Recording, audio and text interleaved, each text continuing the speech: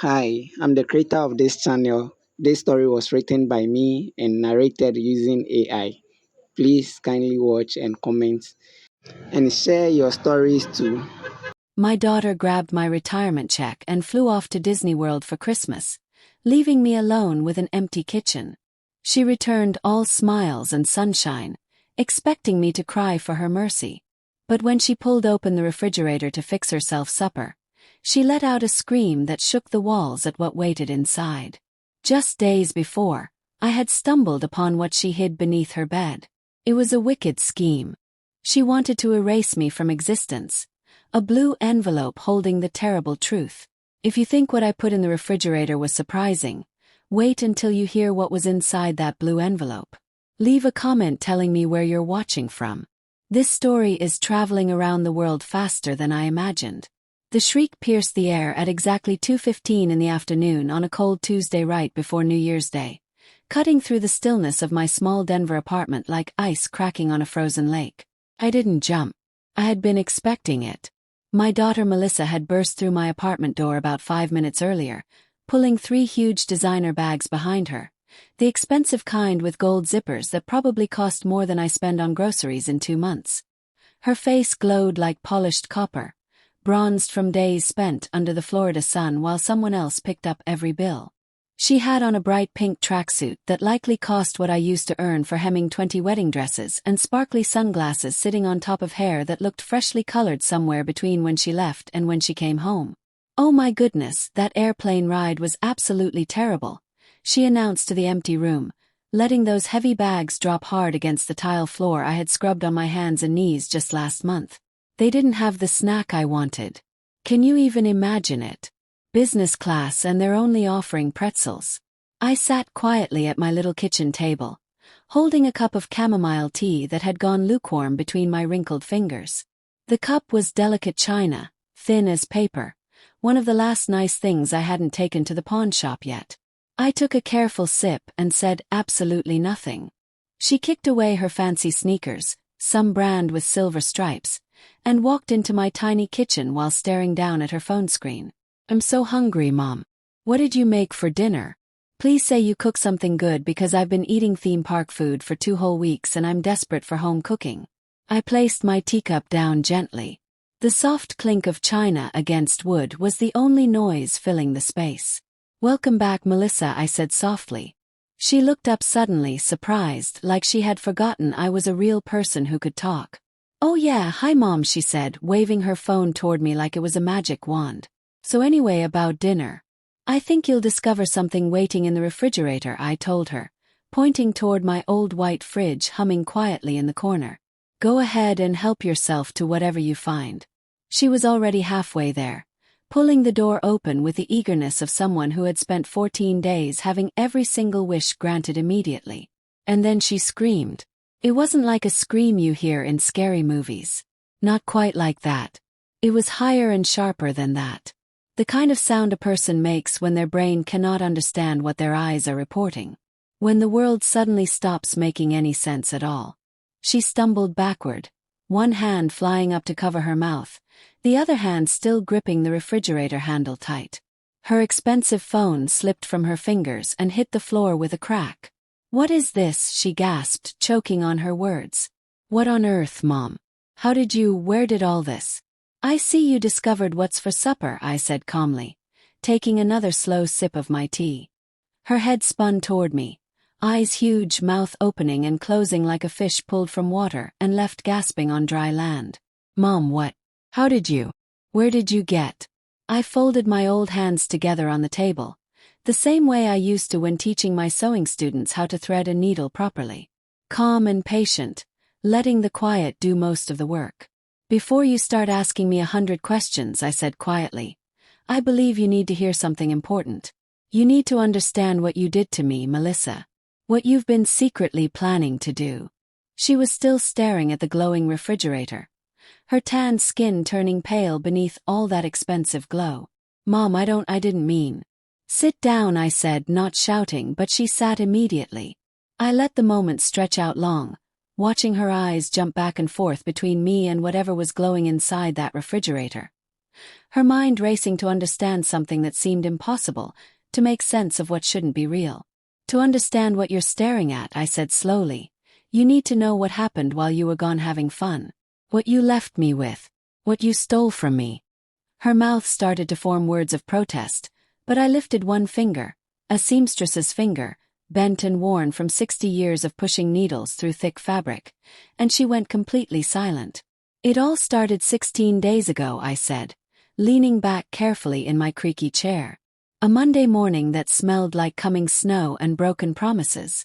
The snow hadn't arrived yet that Monday morning, but I could feel it approaching, that special sharp smell Denver gets right before a storm rolls in from the mountains. I woke up at 7 o'clock to the sound of drawers being yanked open in the room down the hall.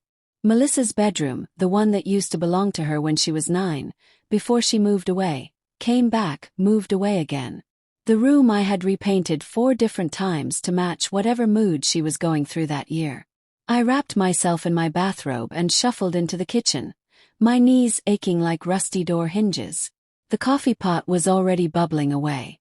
I had prepared it the night before, exactly the same as I had done every single night for the past 50 years. Structure, routine, the invisible threads that hold a life together when everything else starts falling apart. She appeared at the kitchen entrance like a summer thunderstorm, dragging a suitcase behind her that looked large enough to pack a refrigerator inside.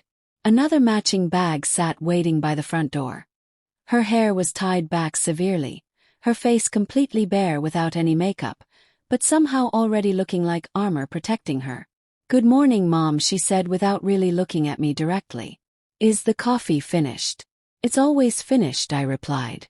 I poured her a full cup, added the almond milk she insisted on drinking, and handed it over carefully. "You're traveling somewhere." "Orlando," she said it so casually, like she was just running to the corner store for milk. 2 weeks, maybe longer. "I need this vacation so badly, Mom. My job has been absolutely crushing me.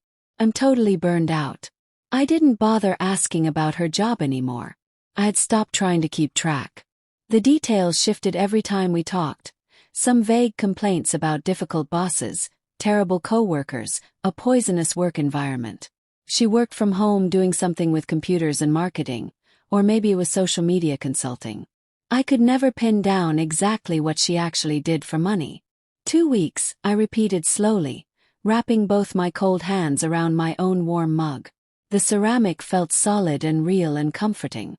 "Maybe 3 weeks if I decide to extend my trip," she said, pulling out her phone and scrolling through something quickly. "Probably flights and fancy hotels. I'm meeting up with some old college friends down there. They've got this whole amazing itinerary planned out. Theme parks every day, nice restaurants every night, pool parties, the whole dream vacation experience." The words flowed out smooth and easy, like she had practiced this speech in front of a mirror. "That must cost quite a lot of money," I said very carefully. "It's totally fine," she said with a dismissive wave of her hand. "I've got most of it covered already." Then a pause. She set down her coffee cup and turned her body to face me directly. Her expression shifted into something softer and sweeter. Something I recognized from when she was little. From every single time she wanted something she knew I couldn't actually afford to give her. "Actually, Mom, could I maybe borrow your bank card just as a backup? You know how ATMs can be at airports and tourist places. Sometimes they're broken or they charge ridiculous fees. I'll only use it if there's an absolute emergency." My fingers tightened around my mug until my knuckles went white. "Melissa, that card is connected to my Social Security check. That's the money I survive on every month." "I know, Mom," her voice took on that wounded tone, the one designed to make me feel like I had accused her of murder or robbery. "Wow, you seriously don't trust your own daughter. After absolutely everything I do for you. I let you live here in my apartment. Cover most of the bills. This is my apartment," I said quietly. "My name is on the lease." "You know what I mean," she snapped back. She stepped closer to me, and I could smell her perfume, something sweet and chemical and far too strong. "I've always paid you back every single time before, haven't I? Remember when I borrowed money for that online business course? I paid you back within 4 months, every penny. I'm not asking for charity, Mom. I'm asking for a safety net just in case." She had paid me back that one time. And the time before that too. Small amounts of money, always returned eventually, though usually much later than promised. I looked at her face, my daughter's face, though I barely recognized it anymore beneath the shaped eyebrows and the expression that never seemed to reach deep into her eyes anymore. I reached over to the counter where my purse sat, opened my worn wallet, slid the bank card out slowly, and placed it into her waiting open palm. "Thank you so much," she said, kissing my cheek quickly, her lips dry and cool. "There's some oatmeal in the pantry cupboard. You'll be perfectly fine for 2 weeks. I deserve this vacation, Mom. You understand that, don't you?" A car horn honked impatiently outside the building. She grabbed both her expensive bags and then she was gone in a whirlwind of motion and noise and that overwhelming cloud of perfume. The door slammed hard enough to make my few hanging pictures rattle against the wall. I stood there in the sudden crushing silence, that artificial flower smell choking the air around me. Outside my front window, I watched red taillights disappear down the snowy street into the gray morning. 4 days passed without my daughter and I learned exactly how little I actually had. The first day, I finished the leftover meatloaf, dry and crumbly, that I'd been trying to stretch. The second day, 1 can of chicken noodle soup divided across 2 small meals. By Wednesday morning, my stomach had stopped making hungry noises. It had gone eerily quiet, just a hollow burning feeling, like something inside me was slowly consuming itself from the inside out. I walked slowly to my pantry cabinet. The shelves looked back at me, mostly empty and sad. And there on the very top shelf, just like Melissa had mentioned, sat the plastic container labeled oats in my own handwriting from probably 15 years ago. I pulled it down carefully. Too light. Way too light. Inside, maybe a dozen oats rolled around the bottom like forgotten pebbles, covered in fine gray dust. I twisted off the lid and stared inside. Not nearly enough to feed even a small bird. My husband Robert used to stand in this exact kitchen, patiently teaching me his grandmother's vegetable stew recipe. "A woman needs to know how to take care of herself," he'd said gently, guiding my uncertain hands. "You just never know when you'll end up completely alone." 14 years since he passed away, and I still hadn't truly learned that lesson. The shame rose up hot and fierce, burning up my neck and into my cheeks. 74 years old, and I couldn't even keep myself properly fed inside my own home. A home where I'd raised my daughter, worked 2 jobs, sacrificed everything. I started searching everywhere. Not for food anymore. I knew there wasn't any left. For money. Loose change. Anything at all. I checked the couch cushions and found only lint and a lost button. The ceramic jar on my bookshelf held nothing except an old grocery receipt from 2021. Under the doormat, absolutely nothing. My eyes drifted toward the hallway, toward her closed bedroom door. I never went into Melissa's room when she was away traveling. I respected her privacy even though she never seemed to respect mine. But I was desperately hungry, and she had taken everything from me. Every last dollar. I climbed the 3 steps to her room slowly, one hand gripping the wall for balance.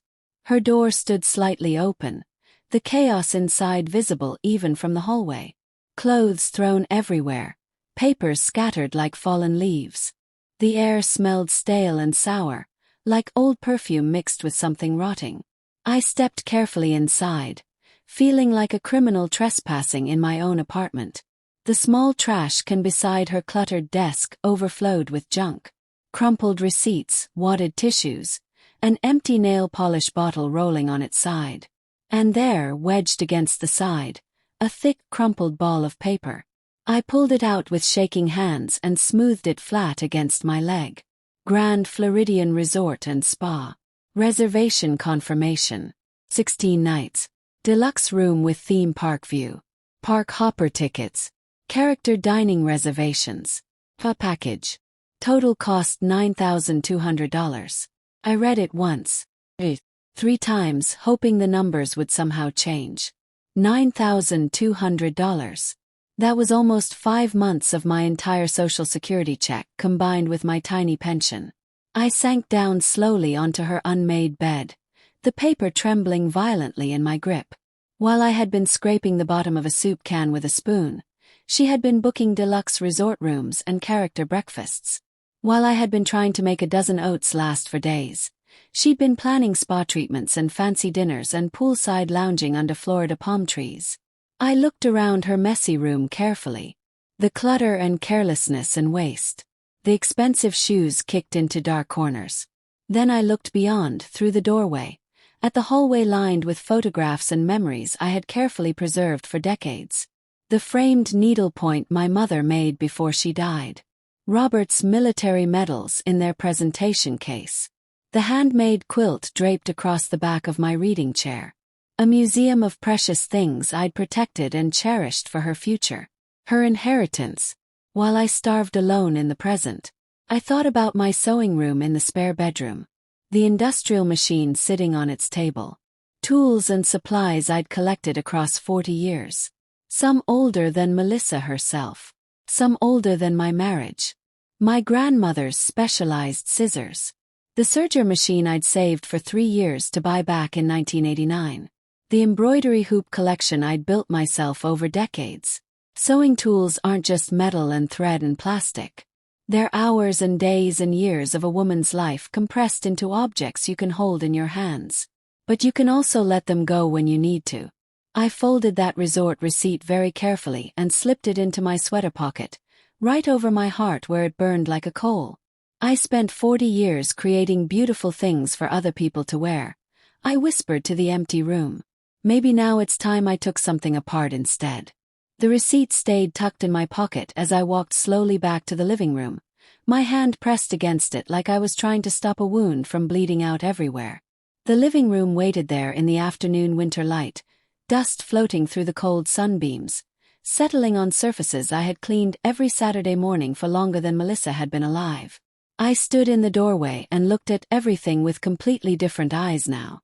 The wooden hope chest against the far wall that my husband Robert had built the year Melissa was born, working late into the nights when the baby wouldn't stop crying and I couldn't get any sleep. He'd carved our initials in the corner, hidden where only someone really looking would ever find them. On top of it sat my grandmother's music box under a glass dome. She had carried it with her when she came to America in 1952, brought it across the ocean from Poland, and passed it to my mother, who passed it to me. The crystal ballerina inside still turned when you wound the key, playing a melody I couldn't name but had heard my whole life. The beautiful rug beneath my feet, deep red with cream flowers, hand-woven. Robert and I had picked it out together back in 1998, spent more money than we should have, laughed about eating simple meals for weeks to afford it. He loved how it made our small apartment feel like a real home. I kept every precious thing. For Melissa. For her future. For the home she would build someday. The family she would create. But she didn't want any of it. She wanted me gone. She wanted me erased. The thought settled cold and heavy and sharp, like a knife finding the right angle. I walked over to my stack of newspapers beside my reading chair. Melissa always complained about them, called them a fire hazard, told me to throw them all away. But I liked real paper in my hands. I liked the weight of it. I liked knowing what was happening in the world beyond my four walls. I sorted through the stack until I found the one from 3 weeks back. Page 9. Classifieds. And there, circled in blue pen from some idle moment I couldn't even remember anymore. Dorothy Chen Estate Sales and Antiques. Fair prices. House calls available. I had circled it without understanding why at the time. Maybe some deep part of me had already known this terrible day was coming. The phone sat on my kitchen counter, a simple cordless model, white plastic, the buttons big enough for my old eyes to see clearly. Robert had bought it for me the year before he died. Picked up the receiver. It felt heavier than I remembered. My hand trembled as I carefully dialed the number, each button beeping loudly. The sound felt enormous in the empty apartment, mechanical and final and irreversible. 1 ring. 2 rings. 3 rings. This is Dorothy Chen speaking. The voice was warm and professional and patient. Mrs. Chen, my voice came out scratchy and unused. I cleared my throat roughly. My name is Margaret Bailey.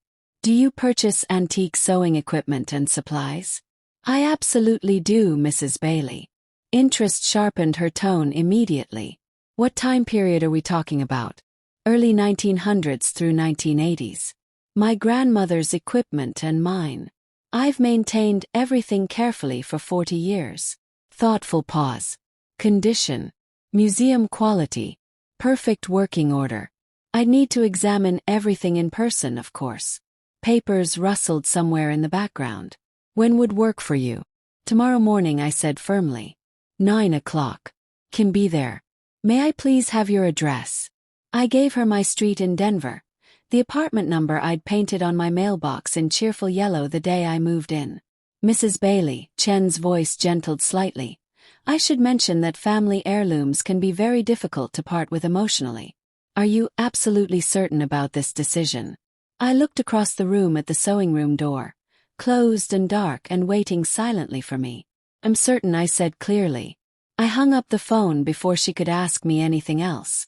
The sewing room door opened with a sad creak that sounded like an apology. I flipped the light switch and the small room appeared before me, filled with the smell of machine oil and fabric and memories. My tools and supplies were waiting for me in the bright overhead light. The doorbell rang at exactly 9 o'clock Wednesday morning. Dorothy Chen stood in my doorway, early 50s, wearing a professional blazer over a crisp white shirt, carrying a leather bag worn soft at the corners. Cold wind blew in behind her. She had the kind of face that had witnessed thousands of transactions but still managed to look genuinely kind. Mrs. Bailey, she said, extending her hand with a firm but gentle grip. Thank you so much for contacting me. I led her through my small apartment to the spare bedroom I used for sewing. Overhead lights buzzed on, showing everything in their honest brightness. Chen stopped just inside the doorway. Her eyes slowly moved across the organized shelves, the work table, the equipment arranged in careful rows. She said nothing for a long moment that stretched out forever. Then she set down her leather bag carefully and approached my work table like someone entering a church or a holy place. She picked up my grandmother's scissors first. The ones from 1915 with the ornate handles worn smooth by 3 generations of women's hands. She turned them over slowly, examined the blades, the pivot screw, the maker's mark still visible and clear. These are extraordinary, she murmured quietly. She moved carefully from tool to tool.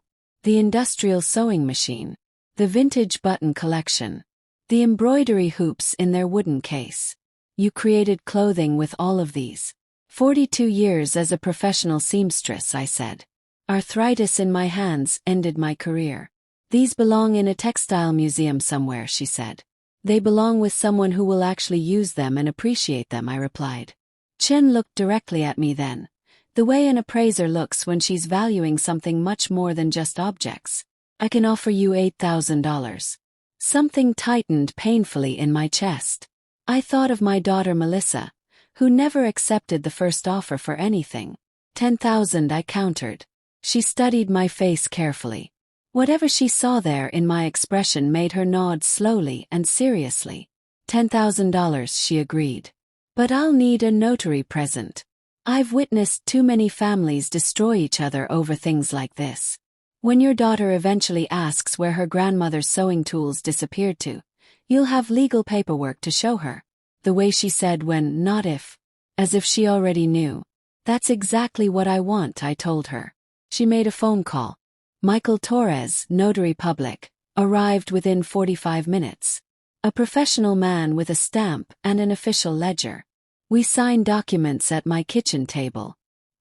He notarized every single page carefully, collected his fee, and left quietly. Chen counted out the cash, crisp $100 bills, heavy and real. The weight of it felt like something I'd forgotten even existed. Power. Control. She loaded my tools into her van with the care and respect of a museum curator. I watched from my doorway as she drove away slowly, taking 42 years of my working life with her into the cold morning. The sewing room was empty now. Bare shelves where the tools had lived. Dust in corners that would never be cleaned again. I felt nothing except relief washing over me. That afternoon I walked right past the discount grocery store where I usually shopped, the one with the faded yellow sale signs and bruised apples. I kept walking 3 more blocks. Whole Foods Market sat on the corner, gleaming and bright. I'd passed by it for years without ever going inside. Too expensive. Too fancy. Not for people like me. I pushed open the heavy glass door. The air inside smelled like fresh bread baking and possibility and hope. Bright lights everywhere. Clean, beautiful displays. Everything priced like it knew exactly what it was worth. "What can I help you find today, ma'am?" Emma asked from behind the deli counter, smiling at me. "Half a pound of prosciutto," I said, reading the elegant label like I belonged there. Aged Manchego cheese. Sourdough loaf. Kalamata olives. And a 1/4 pound of that smoked salmon. She wrapped and weighed everything with practiced ease, moving efficiently. "Special occasion today." "Something exactly like that," I replied. The total came to $138. 2 weeks of groceries at my old store. I handed over the cash without even blinking or hesitating. Cold rain started falling as I walked slowly home. Icy drops mixing with something hot building behind my eyes that I absolutely refused to name or acknowledge. Inside my apartment, I carefully laid everything out on my table. The prosciutto so thin you could see through it. The bread still warm from the oven. The cheese sharp and complex and rich. I hadn't cooked with real care or attention in years. Hadn't paid attention to what I was eating or whether any of it actually mattered. Tonight it mattered more than anything. I made myself a proper plate and sat down at my own table like an honored guest in my own home. Thursday evening I pan-seared that salmon in real butter, the way Robert used to make it, letting the skin get crispy until it crackled and popped. Toasted thick slices of sourdough until they smelled like wheat fields in summer. Arranged those olives in a small ceramic bowl, not cheap plastic, not eaten straight from the jar. I set my table properly and carefully. A cloth napkin from the drawer where I'd kept them folded and waiting for special holidays. A real plate, the kind with actual weight to it. A wine glass filled with cold water because I didn't have wine in the house, but I still had my standards and my dignity. I sat down at exactly 6:30 and cut into that salmon with my fork. The first bite exploded with flavor across my tongue. Salt and richness and fat and something I'd almost completely forgotten existed in this world. A real honest-to-goodness taste. Not the gray flavorless mush of canned soup or stale crackers from the bottom of the box. The fish flaked apart perfectly, buttery and tender and rich, and I closed my eyes tight against the sudden hot sting behind them threatening to spill over. Robert used to say food is love, Margaret. Don't you ever forget that truth. I had forgotten. Or maybe I had just stopped believing I deserved to be loved anymore. I ate very slowly and deliberately, chewing each bite carefully, actually tasting every single element. The crunch of the toasted bread. The sharp brine of the olives. The complexity of the aged cheese. My body seemed to wake up with each mouthful, like something that had been sleeping for years was finally stretching and remembering what it felt like to be fed properly. To be treated like a human being with worth. The phone rang suddenly. The sound shattered the peaceful quiet like glass breaking, harsh and demanding, the electronic bell loud enough to make me jump in my chair. I stared at it for 4 long rings, my fork suspended halfway to my mouth. Then I carefully set down my fork and answered. "Hey Mom," Melissa's voice hit me like a wave crashing against rocks. Behind her I could hear carousel music playing, children screaming with excitement, people laughing too loud, electronic sounds from games. "How's everything going back there at home?" "Fine," I said simply. She laughed, high and bright and loose, like she'd been drinking something expensive. "Still living off that oatmeal, huh? Here's a tip, Mom. Add way more water to stretch it further. It's an old trick poor people used during the Depression." Someone squealed in the background, probably on a ride. "Oh my God, you should see this place, Mom. It's like a dream. Everything is so perfect and magical. The hotel room is bigger than your entire apartment. We're having champagne delivered to the room at 10 tonight. The real expensive French stuff, not the cheap grocery store garbage." I said nothing at all. Just stood there in my tiny kitchen, phone pressed against my ear, looking at my plate of beautiful salmon and bread and olives. They're doing this amazing fireworks show tomorrow night over the castle, she continued, barely pausing to breathe. We got VIP viewing spots. $300 per person, but it's totally worth every penny. Oh, and I got this incredible massage today at the spa. Hot stones and aromatherapy and everything. My whole body feels like butter.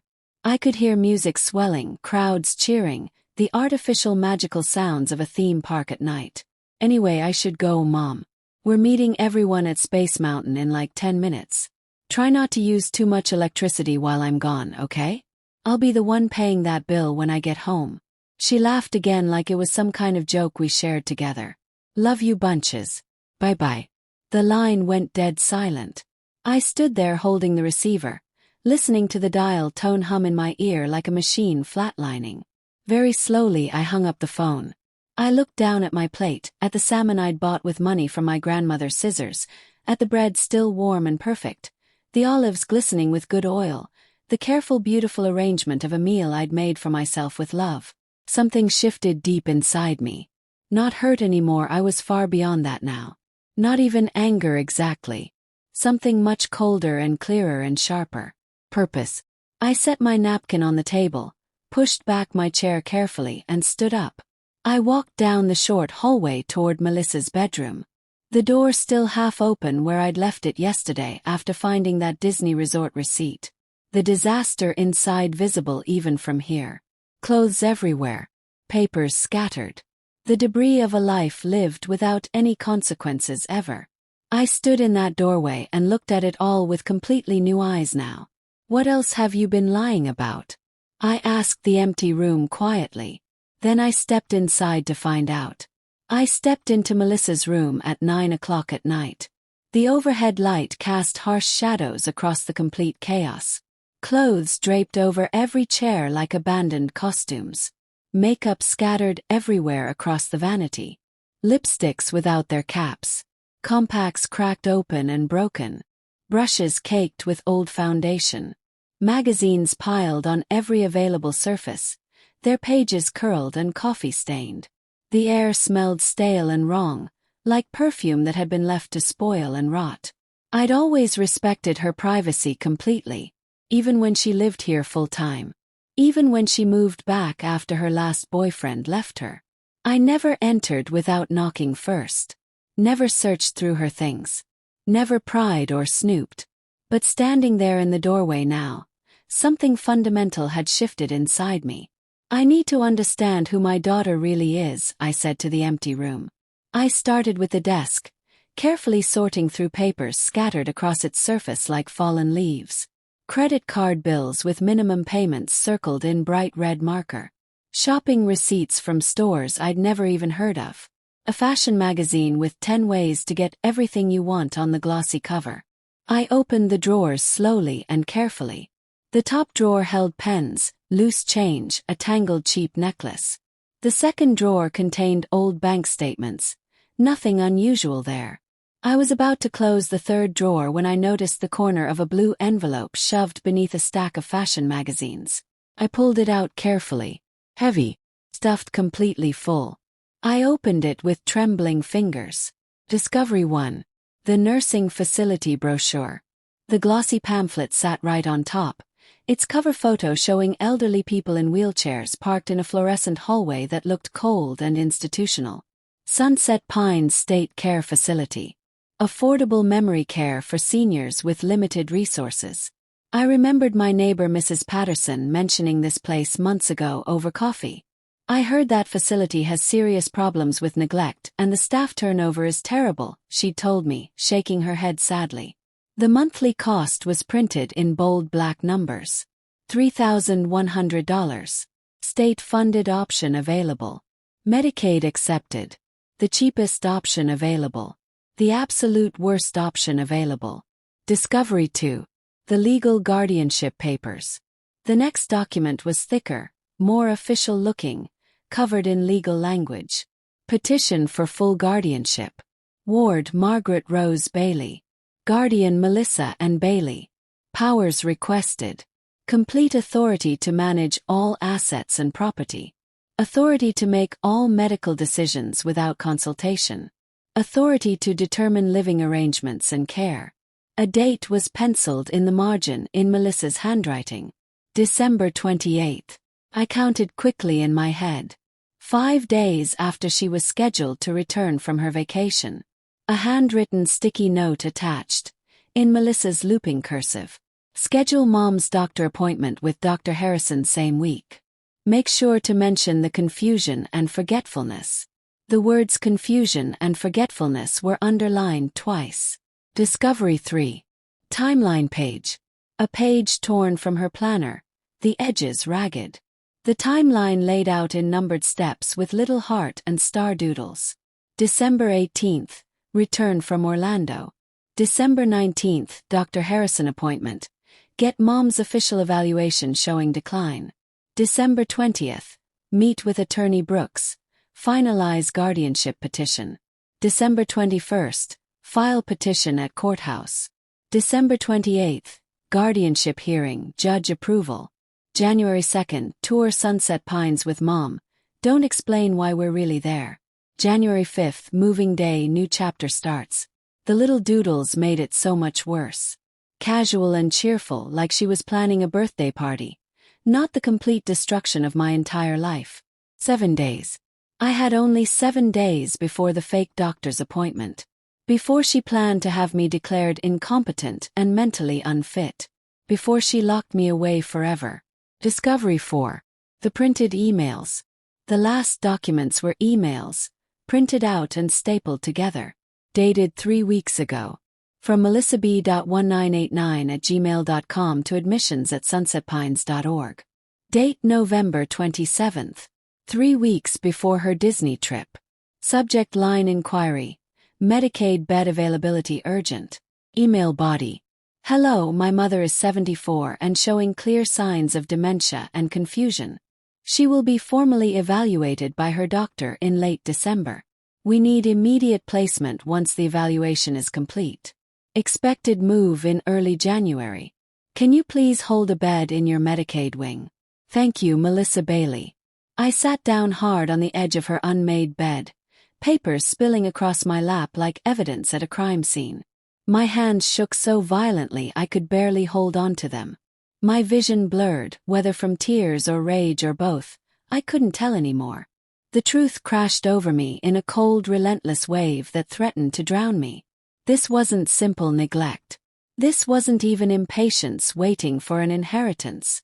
This was a detailed plan. A schedule written down. A timeline with little hearts drawn on it. She'd contacted the nursing facility and reserved a bed before she ever asked to borrow my bank card. Disney World wasn't some spontaneous vacation. It was her celebration. Her reward to herself. Her final big blowout before she destroyed me completely. Clear signs of dementia and confusion. A complete lie she was planning to weaponize against me. In exactly 7 days, I'd be locked away in a state facility that smelled like bleach and neglect and despair and hopelessness. She'd have my apartment, all my belongings, complete control over my entire life. Robert's voice surfaced from a memory. His last words to me before he died in that hospital bed. Promise me you'll really live, Margaret. Don't just survive. Actually live your life. I stood up slowly, the blue envelope gripped tight in my fist. A new resolve formed inside me, cold and hard and absolutely immovable as stone. If Melissa wanted to erase me from existence, she'd have to do it with witnesses present, with documentation, with evidence proving I was completely sound of mind and body when I made my choices. And I had 7 days to make absolutely certain she ended up with nothing. I looked around her messy room at the chaos and entitlement and carelessness. The life of someone who'd never had to fight for a single thing. You want to take it all away from me? I said out loud to the empty room. Fine. You'll get nothing. And I've got 7 days to guarantee it. At 10 o'clock that night, I walked back to my kitchen phone. The blue envelope still gripped in my hand like evidence at a trial. I dialed Chen's number from memory. Late, I knew that. Didn't care anymore. She answered on the second ring, voice cautious and concerned. Mrs. Bailey. Is everything all right? Mrs. Chen, my voice came out like steel scraping against stone. You said you'd seen families destroy each other over inheritance. I need your help urgently. I'm listening carefully. Can you come back tomorrow morning? I want to sell absolutely everything. Every antique in this apartment. Furniture, quilts, photographs, dishes, everything. Absolutely everything. Longer pause. I heard her breathing, thinking carefully. Mrs. Bailey, that's a very serious and irreversible decision. Perhaps you should take more time to I'm completely sound of mind, Mrs. Chen. And I want that fact documented officially. Can you help me or not? I can help you, her voice firmed up with decision. I'll bring my truck and a helper. 9 o'clock tomorrow morning. 9 o'clock, I agreed. Hung up the phone. That night I didn't sleep at all. I walked through my apartment in darkness, looking at everything with new eyes. Each piece a memory of sacrifice and love. A ghost of Robert's presence. But also chains, anchors, museum pieces for a daughter who wanted me dead and gone. At 9 o'clock Thursday morning, Chen's truck pulled up outside with a young helper named Marcus, early 20s, strong and careful. I opened my door wide. Let's begin this. The music box went first. 4 of them, delicate mechanisms, intricate cases. Chen laid them out on tissue paper like sacred objects. $7,000 for the collection, she said quietly. My hands shook as I picked up my grandmother's music box, the one that had traveled across an ocean in 1952. She carried this from Poland through everything. He survived. So will I. The handmade furniture. Hope chest. Rocking chair. Display cabinet. All crafted by Robert's hands over the decades. Marcus wrapped them in thick moving blankets, loaded them carefully like precious cargo. $12,000, Chen said softly.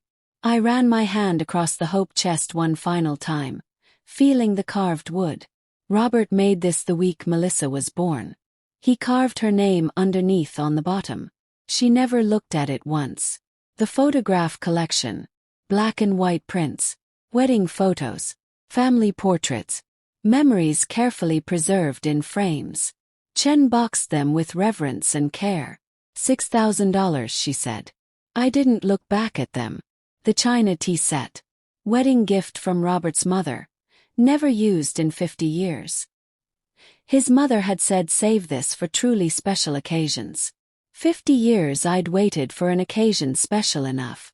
Turns out survival is the most special occasion there is. $10,000. Quilts. 3 massive handmade quilts, intricate patterns, impossibly heavy with history. Marcus grunted as he folded the first one carefully. These weigh a ton, he said. They've been weighing me down for 50 years, I told him.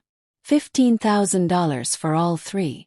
Susan Martinez arrived at noon, a different notary this time. Older woman with wire-rimmed glasses and a professional leather folder. Chen had insisted on multiple witnesses. Extra documentation. Extra protection. She notarized every bill of sale, every signature, every transaction. Made it legal. Made it ironclad. Made it impossible to contest. The total climbed steadily. 20,000. 45,000. 63,000. 78,000. By 2 o'clock in the afternoon, the final count. $85,000. Chen wrote out the check, counted out some cash for my immediate needs. She looked at me with something between respect and deep worry. Mrs. Bailey, she said carefully, setting the check on my empty kitchen counter, the only surface left in the apartment. Are you absolutely certain about all of this? This is your history, your legacy, your memories. I watched Marcus carry out the last quilt, rolled tight, balanced carefully on his shoulder. No, Mrs. Chen, I said firmly. My legacy is learning to stand up for myself. These are just objects. Objects can be replaced eventually. Dignity cannot. By 3 o'clock, the apartment was completely empty. No furniture. No rugs. No decorations. Nothing. Just bare floors and blank walls and afternoon sunlight streaming through windows that suddenly seemed so much larger. I stood in the middle of the living room, the room where Melissa used to play as a little girl, where Robert and I had celebrated every holiday, where I'd watched my entire life accumulate like sediment settling. Now nothing. Just light pooling at my feet. And I felt lighter than I had in decades. The apartment used to be a museum of my past. Now it was just an apartment. My apartment. I pulled the check from my pocket, looked at the number written there. $85,000. Almost 4 full years of Social Security. A lifetime of careful collecting and preserving, liquidated in 5 hours. I thought of Melissa's timeline. 7 days until the fake doctor's appointment. 7 days until she tried to erase me. I folded the check carefully and slipped it into my wallet. This apartment used to be a museum, I said to the empty room. Now it's just my home. My space. And I've got important work to do. At 3:30, the apartment echoed with emptiness. I sat down on the floor with Robert's old laptop, the one he'd patiently taught me to use in his final months, patient through every clumsy mistake. First priority was cleaning. I searched professional apartment cleaning Denver and called the first result that appeared. Sparkle Home Services, how may I help you today? A cheerful woman's voice, brisk and efficient. I need a complete deep cleaning of my entire apartment. Today, if at all possible. I'll pay triple your normal rate. Surprised pause. We can have a team of 4 there by 5 o'clock this afternoon, ma'am. Margaret Bailey. I gave her my address. At 5 o'clock, Rosa Martinez arrived with her crew, 3 younger people with professional equipment and supplies. They moved through the empty apartment like surgeons, precise and efficient.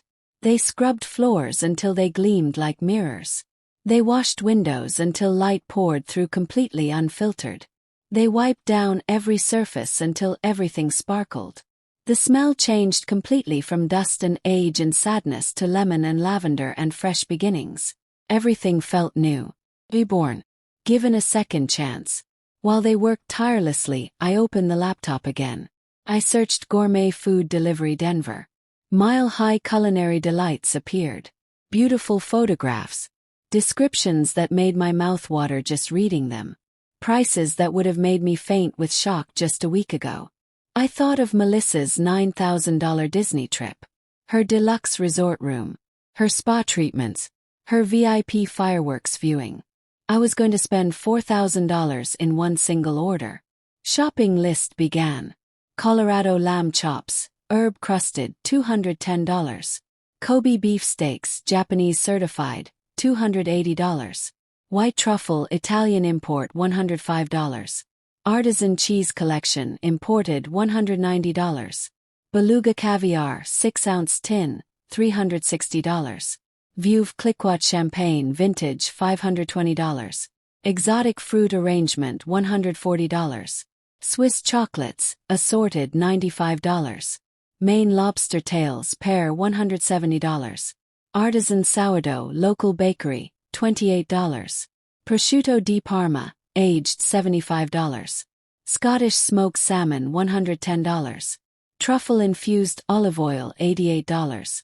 Sea salt caramels, handmade, $48. Fresh figs, organic, $40. Grand total, $4,112. Delivery requested for 7 o'clock tonight. I clicked the order button. The confirmation sound chimed like freedom itself. At 6:30, the cleaning crew finished their work. The apartment absolutely gleamed. I paid them generously and added substantial tips for each person. At 7 o'clock exactly, the doorbell rang. Marcus stood there, the same young man who'd moved my furniture that morning. His eyes went wide with surprise. Mrs. Bailey, wow. Hey, I didn't expect to see you again today. He struggled with multiple insulated boxes and bags. Ma'am, this is a seriously large amount of food. Are you throwing some kind of party? I smiled genuinely for the first time in weeks. Something exactly like that. He carried the boxes into my kitchen carefully, setting them down gently. Whatever you're celebrating must be pretty special. It absolutely is, I told him. I'm celebrating still being alive. I unpacked everything slowly, methodically, like performing a sacred ritual. I opened the old refrigerator, completely empty and freshly cleaned, smelling of possibility and hope. Bottom shelf first. Kobe beef steaks, marbled like abstract artwork. Whole Maine lobster tails on ice, bright red. Middle shelf next. Aged cheese wheels wrapped in wax paper. Colorado lamb chops, perfectly trimmed. Scottish smoked salmon, translucent pink slices. Up shelf. 6 blue tins of beluga caviar. Russian labels gleaming in the light. White truffle in its special container. Foie gras in white porcelain. Door shelves. 4 bottles of Veuve Clicquot. Gold foil catching the light beautifully. Swiss chocolate boxes stacked perfectly. Jars of fancy olives and imported capers. Crisper drawer. Dragon fruit shocking bright pink inside. Purple mangosteen. Yellow passion fruit. Spiky red rambutan. The refrigerator was absolutely packed. Every single inch filled to capacity. The shelves actually groaned under the weight. I stepped back and looked at this monument to excess. This middle finger to deprivation. This catalog of everything I'd denied myself for decades. The interior light glowed in the darkening kitchen, illuminating my face. "This is my inheritance," I said clearly to the empty apartment. "Mine to spend exactly however I want." Close the door. The seal clicked softly, finally. For the next 7 days, I lived quietly in my clean, empty apartment. Ate extremely well. Pan-seared Kobe beef with truffle oil. Caviar on warm toast. Lobster with drawn butter and champagne. I slept deeply on an air mattress on the floor. I walked through the bare rooms and felt lighter than I had in 40 years. The apartment wasn't a museum anymore. It was truly mine. On the morning of the 7th day, I woke early. I made coffee. I sat on the floor at my one remaining folding table and waited patiently. Melissa's flight was scheduled to land at noon. She'd be home by 1 o'clock. I sipped my coffee and felt nothing but complete calm. I was ready for her. 7 days had passed since I'd made my decision. 7 days of eating well and sleeping deeply and living in peaceful emptiness. The fridge remained full. The floors gleamed. Sunlight poured through bare sparkling windows. Melissa's flight landed at noon exactly. I made myself a proper breakfast. Scrambled eggs with smoked salmon. Sourdough toast with butter. Fresh coffee. I ate slowly at my folding table, the only furniture remaining. I read the newspaper cover to cover. At 12:45, I heard her key scraping against the lock. Pause, confusion. It wouldn't turn properly. I changed the locks 3 days ago, but I'd left the door unlocked today, waiting. The handle turned. The door flew open violently. "I'm finally home," she announced. The thunder of expensive luggage dragging across the bare floor. Sharp heels on wood now, without rugs to soften the sound. She appeared in the doorway. Her artificial tan was peeling at the nose. Designer sunglasses. Highlighted hair. Wrinkled clothes. 4 monogrammed suitcases behind her. She was already scrolling through her phone, not actually looking at me. Oh my God, that flight was absolute hell. Screaming toddler the entire way. The Uber driver refused to help with my bags. She glanced around with vague irritation. "Wait, where's all the furniture? Did you rearrange everything?" Not really seeing yet. Not understanding. "Whatever. I'm starving. What did you make for lunch?" I took a sip of my tea slowly. Set the cup down carefully. "Nothing whatsoever." "Typical," she snapped. "Fine, I'll make myself a sandwich." "You went shopping while I was gone, right?" She moved past me toward the refrigerator. Heels clicking sharp and impatient, like a countdown timer ticking. "Please tell me you didn't eat all the food." Her hand grabbed the handle. Yanked the door open hard. Cold bright light flooded her face. I watched her brain desperately trying to process what her eyes were reporting to it. Blank incomprehension.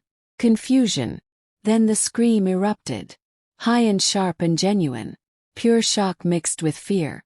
She stumbled backward violently, one hand flying to her mouth, the other still gripping the door handle. Her phone slipped from her fingers and hit the floor, the screen shattering. "What is this?" she gasped, choking. "What the hell, Mom? How? Where did all this come from?" I remained seated, completely still. I took another slow sip of my tea. I see you discovered dinner. Her head whipped toward me, eyes enormous, makeup starting to run from panic sweat. Mom, what? How did you? Where did you get money for? I folded my old hands on the table. The same hands that had sewn her first dress, hemmed her prom gown, held her when she cried. Before you start asking me questions, I said quietly, you need to sit down. To understand what you're looking at, you need to know what I found while you were having fun. She shook her head, backing away from the glowing refrigerator. Mom, I didn't. Sit down, I said. Something in my voice, something completely new, made her obey immediately. I stood up slowly. I walked to where the blue envelope waited on the counter, placed there this morning, knowing this exact moment would come. Picked it up, felt its weight. I turned to face my daughter for what might be our very last real conversation. What you're looking at in that refrigerator, I said, holding up the envelope, is what I bought with your inheritance. What you're about to hear is exactly why I had every right to do it. I opened the envelope. I pulled out the first document. Her face went completely white beneath the artificial tan. Let me show you what I found in your room, Melissa. Let me show you exactly what you were planning to do to me. Melissa still gripped the caviar tin she'd grabbed. This is mine. This was supposed to be my future. Was it really? I held up the blue envelope. Or was this my future instead? I slid it across the bare floor. It stopped at her feet. She looked down and recognized the blue immediately. Her face completely drained of color. The spray tan suddenly looked fake and sallow and sick. Where did you get that? I found it in your room. Under your magazines. Right next to the Disney resort receipt where you spent $9,000 of my dollars. You went through my private belongings. You had absolutely no right. I bent down slowly, picked up the envelope, opened it carefully. I pulled out the facility brochure. Sunset Pines State Care Facility. Did you visit it? Did you read the reviews online? Bedbugs, staff shortages, elderly people left in soiled clothes for hours.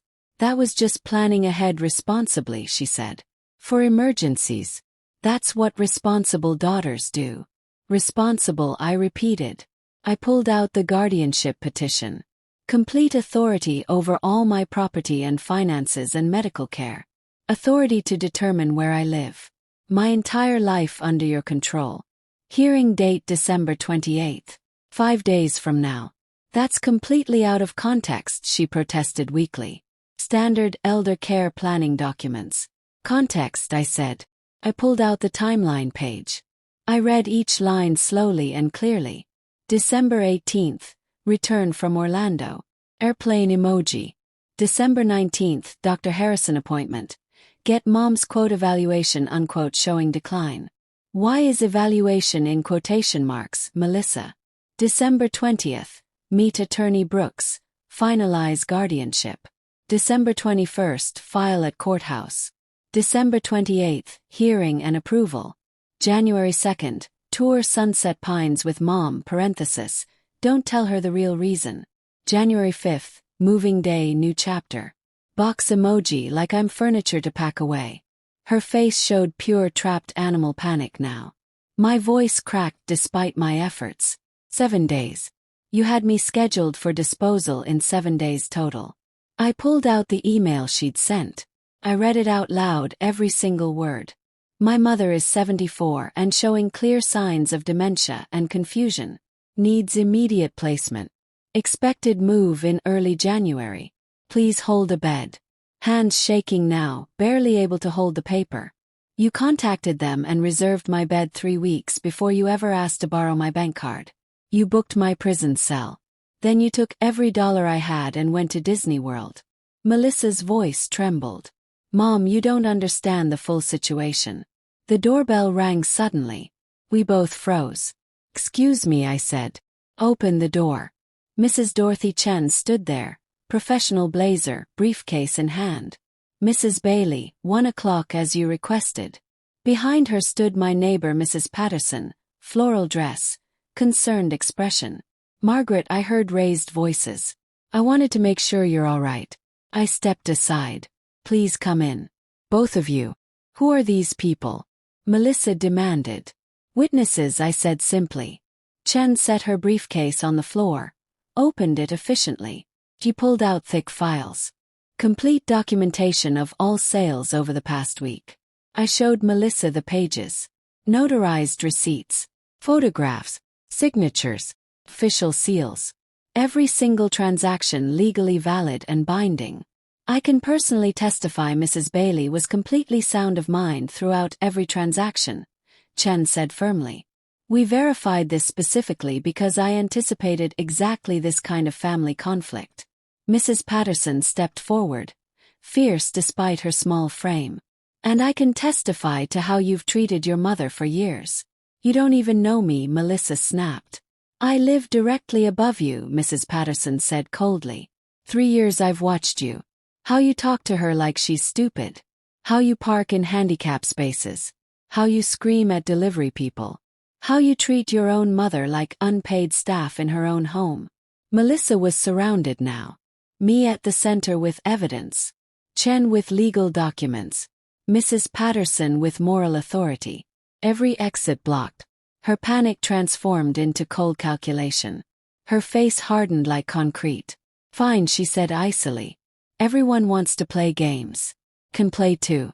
She grabbed her suitcase handle violently. You think you've won something here? I'll get my lawyer involved. We'll see how sound of mind you really are. Elderly woman living alone with no furniture. Spending thousands on caviar and champagne. Sounds exactly like dementia to me. She dragged her luggage toward the door, stopped, turned back. This isn't over, Mom. Not even close to over. But I had prepared for exactly this moment too. Melissa, my voice was completely calm. Before you leave here, there's something else. I reached into my pocket, pulled out a small object. Her apartment key. The spare I'd given her years ago. Held it up. You don't live here anymore. This is my apartment. My name on the lease. And you're no longer welcome in my home. I set it on the floor between us. Leave the key you used today too. Both keys. Her mouth opened. Closed. Opened again. You're actually kicking me out. I'm setting a healthy boundary. Something I should have done many years ago. She stared at me like I'd physically struck her across the face. Then her expression twisted into ugly rage. Fine, she spat. Keep your empty apartment and your stupid expensive food. When you're dying completely alone, don't you dare call me for help. She dug violently in her purse, threw both keys on the floor. They clattered loudly in the empty apartment. She yanked the door open, slammed it so hard the entire frame shook and rattled. Silence. Heavy and complete. Mrs. Patterson touched my arm gently. Margaret, are you all right? I looked at the keys on the floor. The blue envelope. The witnesses who had stood with me. Yes, I said. For the first time in years, I'm all right. Melissa cycled through manipulation tactics rapidly. Tactic 1 was legal threats. You can't just kick me out. I have legal rights as your daughter. I'll sue you for elder abuse and financial exploitation. I stayed completely calm. With what evidence exactly? Mrs. Chen has documentation proving my complete competence. You have an emoji timeline proving you're cruel. Chen nodded professionally. I would strongly advise against litigation, Miss Bailey. That timeline alone would destroy any case you tried to bring. Tactic 2 was guilt. Melissa's voice broke, artificially tearful. Dad would be so disappointed in you. He'd want you to forgive me. He always said family means forgiveness no matter what. Flinched. I still loved Robert's memory deeply. But I recovered quickly. Don't you dare use your father's name. He told me to live, not to be anyone's doormat. Not even yours. Dad wanted our family to stay together no matter what happened. Family doesn't secretly book nursing home beds, I said firmly. Tactic 3 was playing victim. Where am I supposed to go now? I don't have any money left. You have whatever you didn't spend in Orlando, I said. That's my money you stole. That was my social security check. Go find somewhere else to manipulate. Tactic 4 was little girl act. Melissa collapsed dramatically to the floor, mascara streaming down her face. Mommy, please, she sobbed. I'm so sorry. I'm your little girl. You can't just throw me away like garbage. Old instincts surged inside me. I wanted to comfort her. Then I looked at the blue envelope. Saw the timeline. Moving day. New chapter. I took a deep breath. Stand up, Melissa. She looked up hopefully through fake tears. Your suitcases are already packed. How convenient. I walked to the drawer. Pulled out a yellow envelope I'd prepared. New keys inside. I changed the locks yesterday morning at 6 a.m. before your flight even landed. You planned this whole thing as carefully as you planned to institutionalize me. I handed her the envelope. $500 cash. More than you left me with. She opened it furious. $500. Are you kidding me? $500 more than I owe you, I said. She stood up, all pretense completely gone now. Pure venom in her voice. You're going to regret this so much. You're 74 years old. What happens when you fall down? When you can't take care of yourself? Who's going to help you then? Nobody, that's who. I'll take care of myself, I said firmly. Mrs. Patterson stepped forward. And she has real friends. Real neighbors who actually care. Melissa grabbed her suitcase, dragged it toward the door, turned back one final time. Eat your fancy caviar, Mom. Eat lots of it. I hope you choke on every bite. And when you're dying and calling for help, remember you chose expensive food over your own daughter. You chose things over family. She stormed out into the cold. Car door slammed. Engine roared. Tires on wet pavement. I walked slowly to the door. Turned the deadbolt. Blick. I stood with my hand on the door for a long moment. Me. Victory. Relief. Grief. All mixed together. Mrs. Patterson touched my shoulder gently. You did the right thing, Margaret. The only thing you could do. Chin packed her briefcase. 40 years of estate sales. Countless families. This was absolutely necessary. I nodded, unable to speak yet. Thank you both, I finally managed to say. For standing with me. Mrs. Patterson squeezed my shoulder. I'll check on you tomorrow. I'll bring real food, not just caviar. She smiled softly. Chen shook my hand firmly. Any legal trouble at all, you call me immediately. They left quietly, closing the door gently behind them. I stood alone in my empty apartment. I made fresh tea. I sat on the floor at my folding table. The silence was different now. Not oppressive. Peaceful. I ate Kobe beef that night, pan seared in butter. I drank water from a wine glass. I went to bed early. I slept deeply. Next morning I woke to bright sunlight. I made coffee. I read the newspaper. Day 2 I walked to the library. I checked out books I'd wanted to read for years. Day 3 Mrs. Patterson came with homemade soup. We sat at my table. We talked about Robert. About life. About choices. She didn't judge. She just listened. That night I fell asleep feeling something I hadn't felt in years. Free. On the morning of day 4, my phone rang at 7:30. An unfamiliar number. I answered cautiously. Is this Margaret Bailey? A young woman's voice, hesitant. Yes, this is she. I'm calling from Channel 9 News. We received information about a viral social media post involving you and your daughter. We'd like to get your side of this story. My stomach dropped. What post are you referring to? You haven't seen it yet. It's been shared over 100,000 times in the last 18 hours. I hung up immediately. The phone rang again instantly. Different number. Then again. And again. It didn't stop ringing. The first 4 days after Melissa left, I adapted to solitude. The apartment was quiet and peaceful. Sunlight poured through bare clean windows. Ate well. Lamb chops for lunch. Kobe beef for dinner. Caviar on toast for breakfast. Mrs. Patterson visited daily with soup or casserole. For the first time in years I slept 8 full hours. Felt peace. No burden weighing me down. Freedom. On the morning of day 5, urgent pounding on my door shattered that peace. Mrs. Patterson stood there, tablet in trembling hands. Margaret, you need to see this right now. She pushed past me into the kitchen and turned the screen toward me. A GoFundMe page filled the display. Help me rebuild after my mother abandoned me. Goal $15,000. Already raised $4,800 in 18 hours. The photo showed Melissa sitting on a curb looking disheveled, holding cardboard reading homeless and hungry. Please help. Her story claimed I'd kicked her out without any warning. Sold all family heirlooms, her rightful inheritance, to fund a luxury lifestyle. That while she starved on streets, I ate caviar and drank champagne alone. I'd changed locks and left her nowhere to go. A video showed her crying in what looked like a cheap motel room. I don't understand what I did to deserve this treatment. My own mother just threw me away like I was nothing to her. 215 comments, all outrage. People calling me a monster. Donating $50, $100, $200. 1,300 Facebook shares already. I stared, feeling my face drain of all blood. This isn't true. None of this is true. I gave her $500. Mrs. Patterson scrolled grimly. There's more, much more. Same story. Crying Melissa with text dancing across the screen.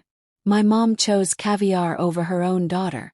Hashtags about trauma and narcissistic parents and abuse. 2.1 million views. 67,000 shares. Comments demanding people find me, cancel me, report me. Instagram. Same story, different angle. 4,900 likes. 1,200 comments. My hands shook violently. How do I make people understand she's lying? They don't, Mrs. Patterson said quietly. They just see a crying young woman. That's all they need to believe her. My phone rang. Unknown number. A male voice exploded with rage. You should be ashamed of yourself. What kind of mother are you? I hung up trembling. It rang again immediately. Different number. A woman equally furious. I hope you die completely alone, you selfish piece of garbage. Hung up again. Voicemail showed 23 messages. My email 68 new messages. You're disgusting. Shame on you. How do you sleep at night? You monster. Day 6. Someone threw eggs at my door. Yolk dripped down, sticky and smelling. Neighbors I'd known for years looked at me with disgust while walking their dogs. One woman crossed the street specifically to avoid passing me. Day 7 morning. A news van parked outside. Channel 9 Denver. A reporter knocked persistently, asking for my side of the viral story that was spreading. Overwhelmed and frightened, I said simply, "No comment, please leave my property." Closed the door. That evening I forced myself to watch the coverage on my laptop. Denver mother accused of abandoning daughter to fund luxury lifestyle. Footage of my apartment building. Anonymous interview with Melissa. Her face blurred. Clips from her TikTok. No mention whatsoever of the nursing home plot. The guardianship papers. The emails sent weeks before Disney. Nothing. I sat on the bare living room floor. No furniture left anywhere, and held my head in my hands. How do I fight this? How do you fight lies that spread this impossibly fast? Mrs. Patterson sat beside me on the bare floor. Her presence was solid in a world that had suddenly gone insane. We fight fire with fire, Margaret, she said quietly. But we fight with truth, not more lies. And I know exactly how to do it. Day 8 morning. Mrs. Patterson said, "Come upstairs. I need to show you something important." I followed her up one flight, confused and uncertain. Her apartment door opened. I stopped at the threshold, completely stunned. An entire corner was set up like a professional studio. Ring light on an adjustable stand. Professional microphone on a boom arm. MacBook Pro with a large external monitor. Camera mounted on a tripod. Editing equipment. Sound dampening panels on the walls. Mrs. Patterson, what is all this? She smiled. I run a YouTube channel. Patterson's Kitchen. 78,000 subscribers. She showed me her screen. Professional channel layout. Hundreds of videos. Cooking thumbnails. Recipe titles. I was absolutely shocked. You're a YouTuber. The internet isn't just for young people, Margaret. Haven't you learned that yet? And we're going to use my platform to tell your truth. The plan was simple. Create a response video with all the evidence. Post it on Mrs. Patterson's established channel with built-in audience. Share it across all platforms. Let truth spread faster than lies for once. We started gathering evidence. Disney Resort receipt. Grand Floridian. Total $9,200. Guardianship petition with Melissa's handwritten margin notes. Timeline page with emoji and heart doodles. Printed email to Sunset Pines Nursing Facility. All notarized sales documents from Mrs. Chen. My bank statements showing Social Security deposits. Photograph of the empty oatmeal container I'd saved as evidence, somehow knowing this day would come. We recruited allies. Called Chen on speakerphone. Dorothy, I need you on camera to testify on my behalf. No hesitation whatsoever. Absolutely. When and where do you need me? Tomorrow afternoon. 2 o'clock. Day 9 afternoon was the scripting session. Mrs. Patterson coached me patiently. The key is dignity. Don't be angry even though you have every right. Be sad but strong. Quiet strength is what people respond to most. Practice. Take 1, too angry, too defensive. Take 2, too sad, seemed like a victim. Take 3, too factual, no emotion. Take 9, perfect. Exactly that. That's it, Margaret. Day 10, 2 o'clock. Filming began. I sat in good natural light, plain wall behind me, wearing a neat cardigan. Mrs. Patterson behind the camera. Just talk to me like we're having coffee together. Forget the camera exists. Video content. Total runtime 14 minutes and 18 seconds. Opening. I look straight at the camera lens. My name is Margaret Rose Bailey. I'm 74 years old. Retired seamstress. My daughter told you I abandoned her cruelly. I want to tell you the real truth. Part 1, the money. I held up the Disney receipt. This is what my daughter spent in 16 days while I had no food in my home. $9,200. Almost 5 full months of my Social Security. Part 2, the plan. I showed the guardianship petition. This is what she was planning to do when she returned. I read key sections slowly and clearly. I showed the timeline page. These are her exact words in her own handwriting. I read each day out loud. I explained what the emojis meant. I showed the nursing home email. She reserved a bed for me 3 weeks before taking my bank card. Before leaving me alone to starve. Part 3, the diagnosis. In the email, she claims I have dementia and confusion. I don't. I have never been diagnosed with dementia by any doctor. But she needed a medical excuse to justify locking me away forever. Part 4, Chen's testimony. Chen stepped into the frame, professional and credible.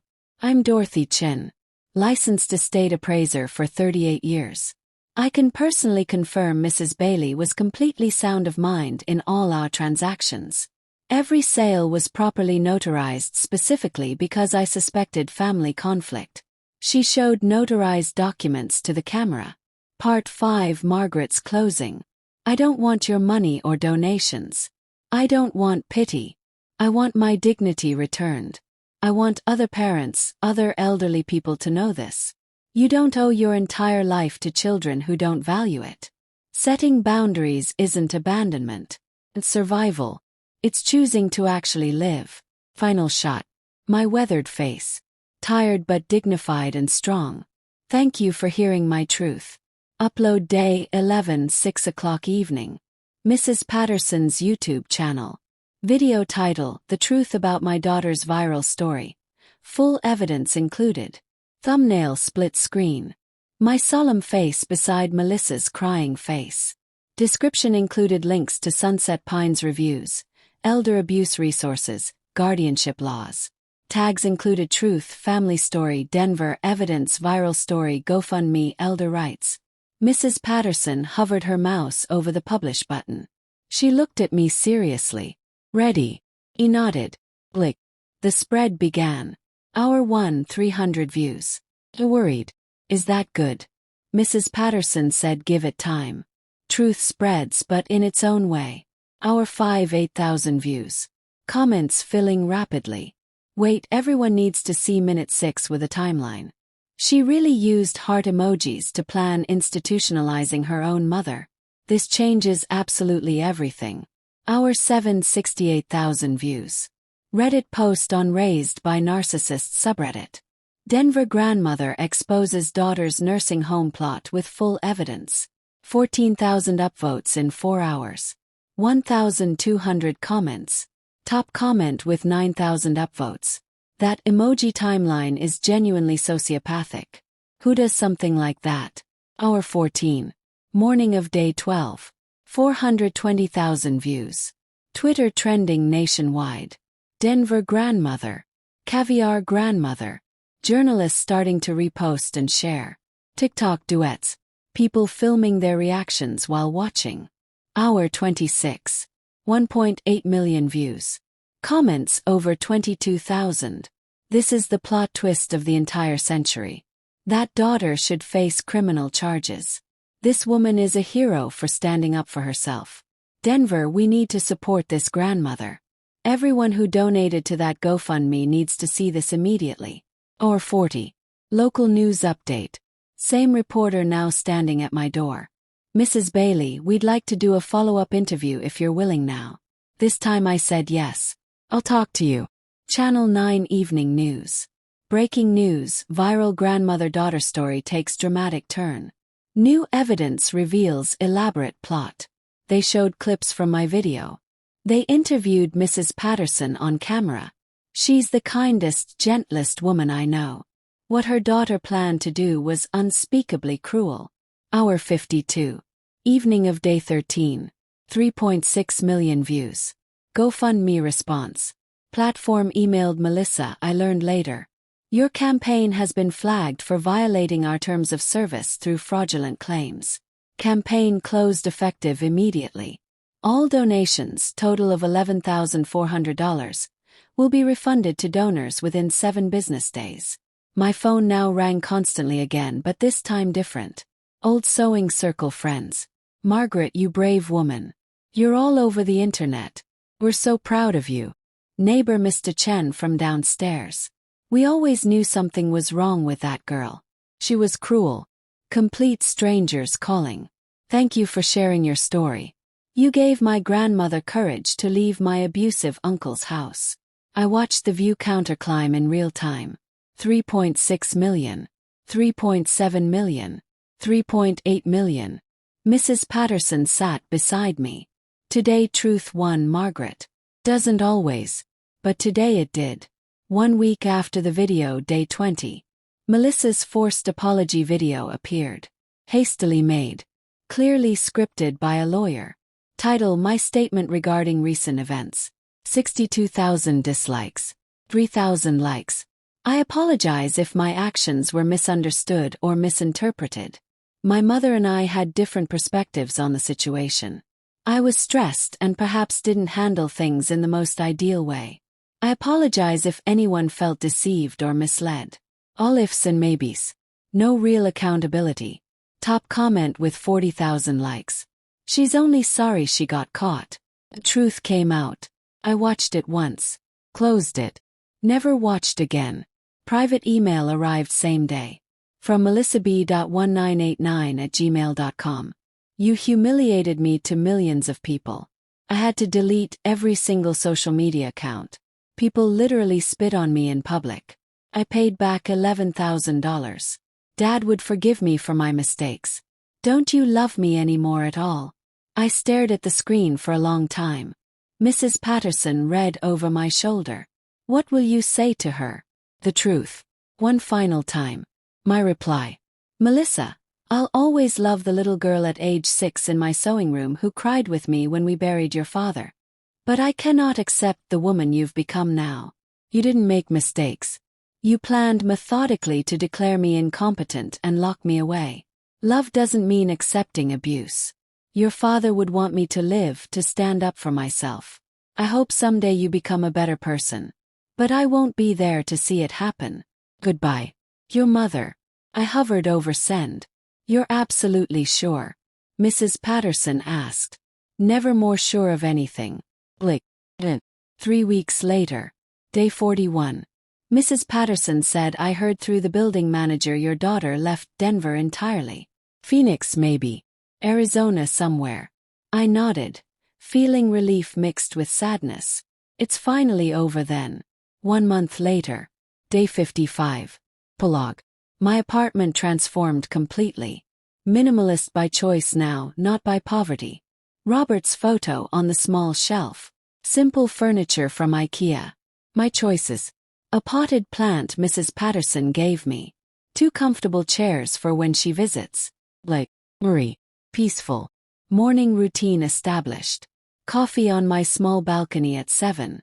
Emma from Whole Foods waves when I shop. Mrs. Patterson brings homemade cookies for our neighborhood hero. You inspired my daughter to leave her terrible son's house, she told me. Podcast interview invitation. Denver Resilient Voices invited me as a guest. Host Jennifer Williams asked me, what would you tell others facing similar situations with family? You don't owe anyone your entire life. Not even family members who see you as an obstacle. Do you regret cutting off your daughter? I regret that it became necessary. But I don't regret doing it. There's a difference. What's next for you? I spent 74 years creating things for other people to wear and use. Now I'm building something just for myself. Peaceful life. It's never too late to start. After the podcast at a coffee shop, a woman approached me nervously. You're Margaret from that video, aren't you? Eyes filling with tears. Your story gave my mother courage to leave my abusive sister. She's living with me now. She's happy. Because of you. She squeezed my hand tight. Felt seen. Valued. Purposeful. Final scene. Small balcony. Gentle rain. Classic Denver weather. Wicker chair. Empty coffee cup beside me. My reflection in the glass door. I spent 74 years building and creating for other people. Dresses and clothing and alterations and a life for my daughter. But I forgot to build a life for myself. The caviar wasn't about luxury or revenge. It was about saying I matter. My hunger matters. My dignity matters. Am I lonely sometimes? Yes, honestly. Do I miss who I hoped she would become? Yes, deeply. But I don't miss the ghost I was 4 months ago. The woman who forgot she was allowed to actually live. Robert said, promise me you'll live, Margaret. Don't just exist. Really live. It took 74 years and an empty oatmeal container to finally understand what he meant. I'm living now. Finally truly living. To you watching or listening. What are you holding on to that's holding you back? What are you sacrificing for someone who will never thank you? Sometimes the most valuable thing you can leave behind is the belief that you had to sacrifice yourself. If this story touched you, tell me in the comments where you're watching from. Share your own story. We're not alone in this. Subscribe to Granny's Voice. Your support helps stories like mine reach people who desperately need them. Remember, it is never too late to choose yourself. Thank you for listening. And thank you for reminding an old woman that she still matters in this world. Final image. Me on my balcony. Gentle rain falling. Small genuine smile. Coffee cup on the chair arm. Rain sounds. Distant traffic. Life continuing forward. Complete peace. Fade to black. Sitting in this empty apartment, flooded with sunlight and a silence that finally feels clean and pure, I've realized a hard truth. This is a true story of betrayal, yes. But more importantly, it is a true story of reclamation and rebirth. My advice to any parent listening is simple and clear. Don't be like me. Don't confuse silence with patience or enabling with love. I spent decades building a museum of memories only to realize I was housing a stranger who saw me as an obstacle rather than a mother. Don't wait until you're being scheduled for disposal like old furniture to find your voice and stand up. These aren't just grandma stories meant to entertain you. They are warnings. Real warnings. The lesson I've learned is that your dignity is not negotiable, not even for family. God knows I tried to provide everything possible. But I failed to provide boundaries. Setting a limit isn't abandonment. It's survival. This true story proves that blood doesn't give anyone a license to destroy your soul. I hope these grandma stories serve as a shield for those feeling forgotten and discarded. We must value ourselves enough to demand respect, or we risk becoming footnotes in someone else's selfish agenda. Let my grandma's stories remind you that it is never ever too late to stand up and choose to live on your own terms. Never too late.